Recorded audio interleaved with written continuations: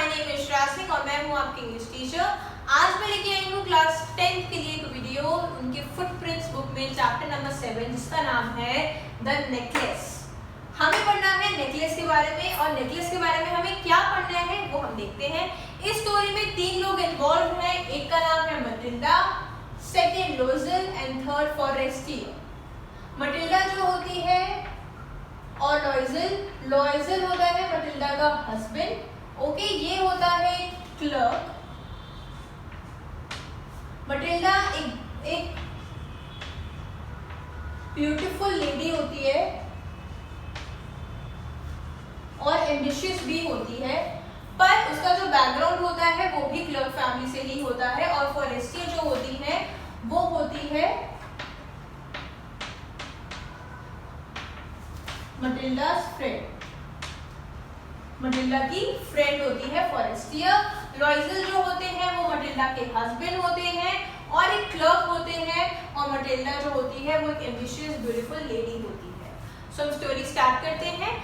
सो Matilda एक बहुत ही ज्यादा ब्यूटीफुल, प्रिटी और एक एम्बिशियस लेडी थी। वो चाहती थी कि उसकी लाइफ लग्जरियस हो, फैंसी ब्रेकफास्ट करे, वो लोग बहुत फैंसी कटलेरी हो, यूटेंसिल्स बहुत अच्छे हो, बहुत ब्यूटीफुल हो। बट अनफॉर्चुनेटली उसकी शादी हो जाती है लॉयजल से, क्योंकि वो एक क्लर्क होता है और उसका खुद का बैकग्राउंड भी क्लर्क का ही होता है। पर मटिल्डा के मन में रहता है कि उसके भी खुद के भी ड्रीम्स होते हैं कि मुझे भी एक लग्जरियस लाइफ जीनी थी, बिकॉज उसके जो फ्रेंड्स होते हैं लाइक फॉरेस्टियर और बाकी फ्रेंड्स जो होते हैं वो बहुत ज़्यादा रिच होते हैं। तो जब भी वो उनसे मिल के आती थी तो she used to cry a lot कि उनकी लाइफ इतनी अच्छी है और मेरी लाइफ कितनी नॉर्मल सी है, बिकॉज वो बहुत ही नॉर्मल मिडिल क्लास फैमिली से बिलोंग करती थी और लॉयजल भी। सो क्या होता है एक दिन कि लॉयजल को उसके ऑफिस से इनविटेशन आता है जो होता है बॉल पार्टी का इनविटेशन आता है, जहाँ पे डिग्निटरीज लोग आते हैं, बहुत बड़े बड़े लोग आते हैं। तो जब वो लेके जाता है इनविटेशन कार्ड मटिल्डा के पास, तो उसको लगता है कि मटिल्डा खुश होगी शायद वो देखे कि यार हमें पार्टी में जाना है। पर जब वो इनविटेशन कार्ड बॉल पार्टी का कार्ड जब लेके जाता है तो मटिल्डा क्या होती है, वो तो एक्सपेक्ट कर रहा होती है कि मटिल्डा खुश हो जाएगी, बट मटिल्डा बिल्कुल भी खुश नहीं होती है। वो बहुत ज़्यादा अपसेट होती है और वो कार्ड को ऐसे साइड करके रख देती है। उसको बिल्कुल भी पसंद नहीं आता, उसको वो बिल्कुल भी खुश नहीं होती। तो जब लॉयजल वो रिएक्शन देखता है मटिल्डा का तो उससे वो पूछता है कि क्या हुआ, ये तो बॉल पार्टी है, बहुत ही बड़ी पार्टी है, बहुत मजा आएगा। तो मटिल्डा लॉयजल से बोलती है वहाँ पे इतने बड़े लोग आएंगे, उनकी वाइफ जो होंगी उन्होंने इतने सुंदर सुंदर कपड़े पहने होंगे, इतनी अच्छी अच्छी ज्वेलरीज होंगी उनके पास, और मेरे पास तो कुछ भी नहीं है, ना मेरे पास अच्छे कपड़े हैं, ना मेरे पास अच्छे इयररिंग्स नेकलेस है, कुछ भी नहीं है।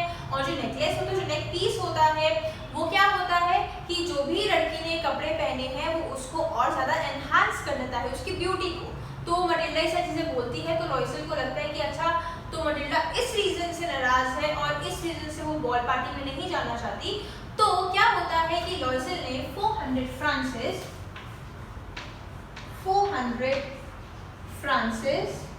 फ्रांस सेव करे होते हैं। किसके लिए? To buy a gun. तो क्या होता है, लॉयजल उसको बोलता है कि चलो तुम अपसेट मत हो, तुम ये 400 फ्रांस लो और तुम जाके अपने लिए ब्यूटीफुल सी न्यू ड्रेस ले लो। फिर क्या होता है, लॉयजल कहता है चलो ठीक है, अब तो मटिल्डा खुश हो गई क्योंकि उसके पास एक न्यू ड्रेस आ गई। फिर वो देखता है कि मटिल्डा तो ड्रेस लेने के बाद भी नाराज होती है, तो वो कहते हैं कि तुम अब क्यों नाराज हो, अब क्या हुआ, अब तुम्हारे पास न्यू ड्रेस भी है पहनने को।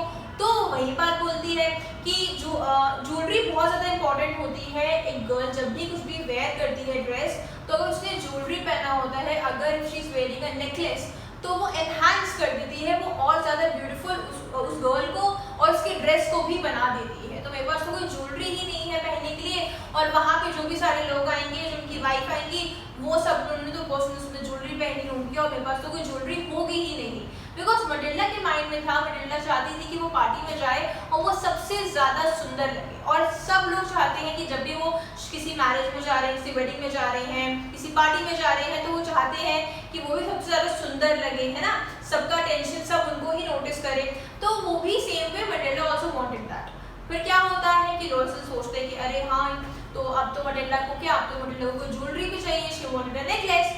तो उसने बोला, अब उसने लॉयजल ने सोचा कि उसने ड्रेस के लिए तो पैसे दे दिए, अब वो कहाँ से पे करेगा नेकलेस के। तो उसने बोला कि तुम्हारी फ्रेंड्स इतनी रिच है, तुम क्यों ना जाके अपनी फ्रेंड से कोई बोरो कर लो एक कोई नेकलेस। तो मटिल्डा ने एग्री किया इस बात से एंड शी सेड ओके। तो वो जाती है अपने फ्रेंड के घर जिसका नाम होता है फॉरेस्टियर। उनके घर जाती है और वो जाके बोलती है कि मुझे बॉल पार्टी में जाना है और उसके लिए I want a beautiful necklace कि मैं अपने ड्रेस पे वो पहन लूं। तो जो फॉरेस्टियर होती है उनकी फ्रेंड वो उनको बहुत सारे नेकलेस दिखाती है पर उसको ज्यादा कोई अच्छा नहीं लगता है। वहीं पे वो देखती है एक बॉक्स में एक ब्यूटीफुल सा डायमंड नेकलेस, डायमंड का नेकलेस देखती है वहां पे वो बहुत ही ब्यूटीफुल फॉरेस्टियर के पास। तो वो उसको बोलती है कि क्या मैं वो ले सकती हूँ। तो वो जाके उसको अपने गले पे लगाती है ऐसे करके एंड वो एक बार देखती है मिरर में कि वो कैसी लग रही है। तो उसको बहुत ही ज्यादा वो डायमंड नेकलेस बहुत ही ज्यादा सुंदर लगता है मटिल्डा को और वो क्या करती है वो उससे बोरो कर लेती है फॉरेस्टियर से कि मैं पार्टी में पहन के आऊंगी and then I return it to you.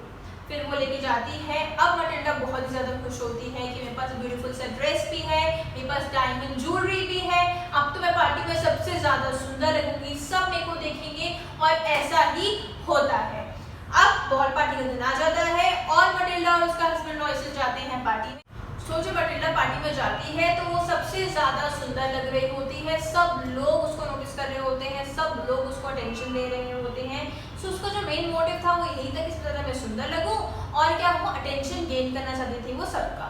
तो यही होता है। पर लॉयसल जो होता है बहुत ज्यादा डाउन टू अर्थ पर्सन होता है, उसको बिल्कुल भी ऐसा कुछ नहीं था कि मुझे लोग देखें, मुझे लोग नोटिस करें, वो एकदम चिल गाय होता है और उसको कोई फर्क नहीं पड़ता इन चीज़ों से। बट मटिल्डा बहुत ज़्यादा खुश होती है बिकॉज उसको हर जगह से अटेंशन मिल रही होती है और फिर लोग आ रहे होते हैं उसके पास, उसको डांस के लिए ऑफर कर रहे होते हैं, उससे बात कर रहे होते हैं, खुद को इंट्रोड्यूस कर रहे होते हैं।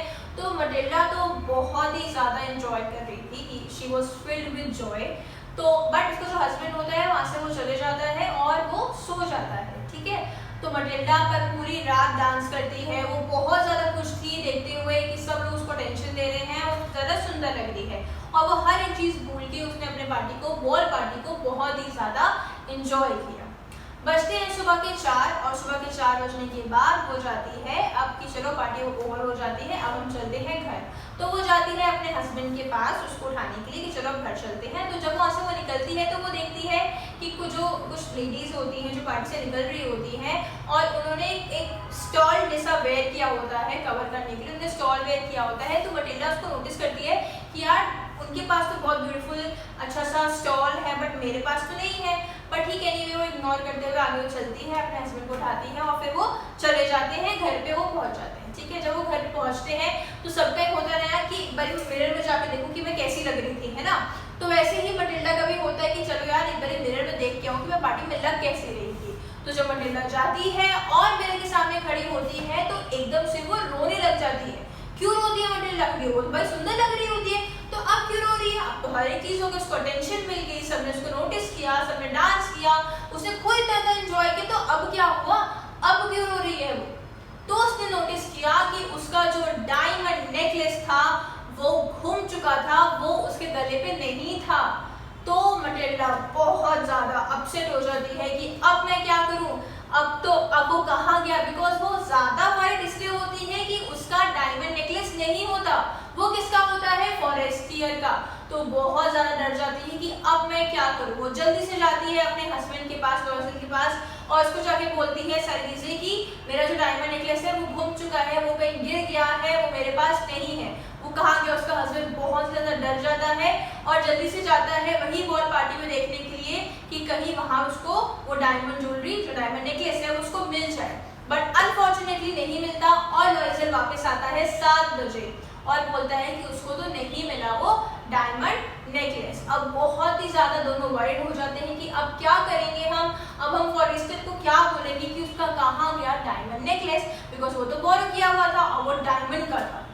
तो अब वो जरा अपसेट हो जाते हैं कि अब हम लोग क्या करें। तो लॉयसल बोलता है मटिल्डा को कि तुम ऐसा करो, तुम ना एक लेटर लिखो, किसको?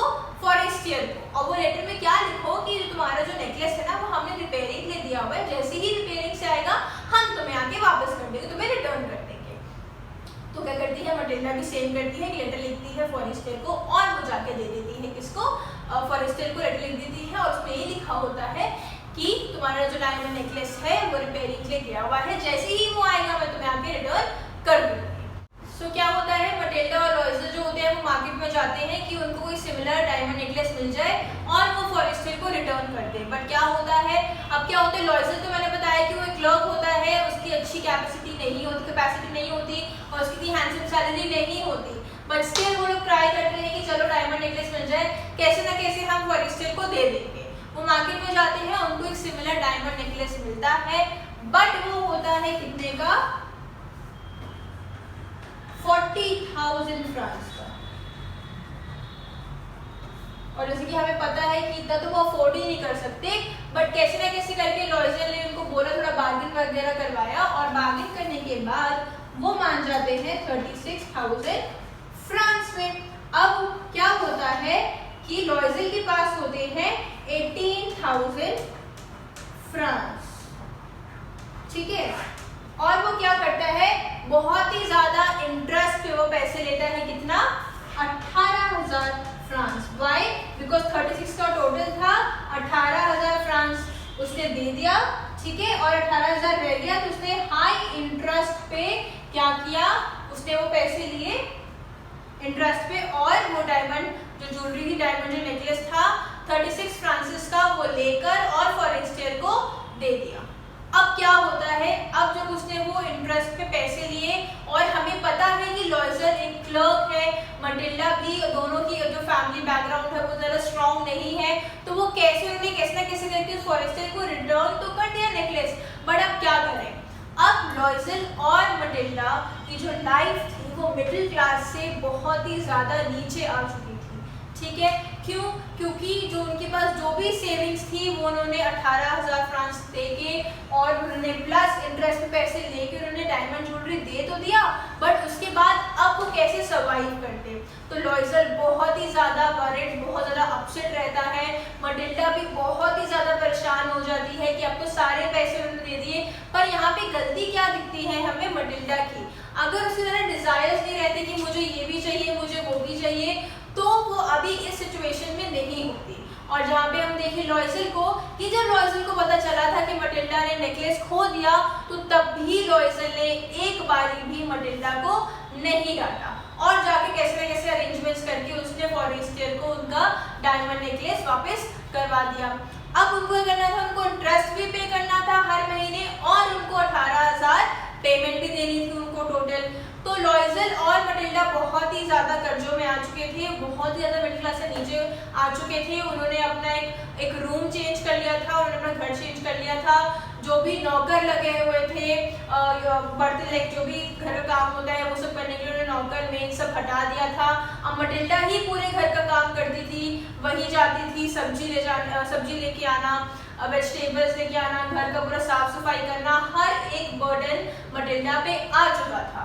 और वहीं पे जहाँ पे जो लॉयजल थे, लॉयजल ओवर टाइम कर रहे थे ड्यूटी कि उनको और ज़्यादा सैलरी मिले और कैसे ना कैसे उनका सर्वाइवल भी हो जाए, प्लस उनको 18,000 फ्रांसिस देने भी थे, और उनको क्या करना था, जिन्होंने हाई अमाउंट परसेंटेज पे जो उन्होंने पैसे लिए थे उनको वो परसेंट भी उनको देना था, इंटरेस्ट भी उनको देना था। तो वो बहुत ज़्यादा कर्जों में भी आ चुके थे, और उनकी लाइफ बदतर हो जाना, उनकी वैसी लाइफ हो चुकी थी। वो इतना ज़्यादा हार्डवर्क कर रहे थे मटिल्डा, वो जितनी ब्यूटीफुल थी मटिल्डा, मैंने आपको स्टार्टिंग में बताया, and I have mention here also that Matilda was a beautiful lady, because क्या होता है कि इतना घर का काम करने की वजह से, इतना बर्डन, घर का काम, बाहर का काम, हर एक काम करने की वजह से उसकी उम्र नहीं थी, तब भी वो बहुत ज़्यादा ओल्ड लगने लग गई थी। तो अब क्या होता है, मटिल्डा बिल्कुल भी सुंदर नहीं रह जाती, एकदम ओल्ड हो जाती है, she became an old women. और वहीं पे लॉयजल जो होता है वो क्या, ओवर टाइम करना स्टार्ट कर देता है कि वो जल्दी से जल्दी वो पे कर दे। और क्या होता है, 10 साल में इतना हार्डवर्क करने के बाद वो 10 साल में उनको 18,000 फ्रांस जो है वो लौटा देते हैं। अब जब 10 साल उन्होंने इतना ज़्यादा स्ट्रगल किया, तो अब खुद इमेजिन करो कि उनकी जो हालत होगी वो कितनी ज़्यादा खराब हो गई होगी, मटिल्डा की भी और लॉयजल की भी। मटिल्डा जितनी ज़्यादा ब्यूटीफुल लगती थी वो उतनी ही ज़्यादा बूढ़ी और ओल्ड लगती है। अब उन्होंने फॉरेस्टियर को तो उसी टाइम डायमंड नेकलेस दे दिया था, रिटर्न कर दिया था। अब उन्होंने 10 साल बाद उन्होंने ये पैसे भी लुटा दिए, जो उनके जो कर्ज थे वो भी सब खत्म हो गए।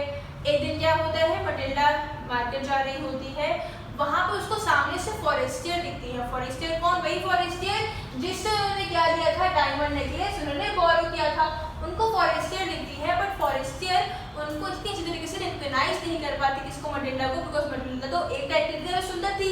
अब वो ज्यादा बूढ़ी हो चुकी है, तो क्या होता है कि मटिल्डा फॉरेस्टियर के पास जाती है और फॉरेस्टियर पूछती है कि तुम्हारी ऐसी हालत कैसे होगी, तुम्हें क्या हुआ?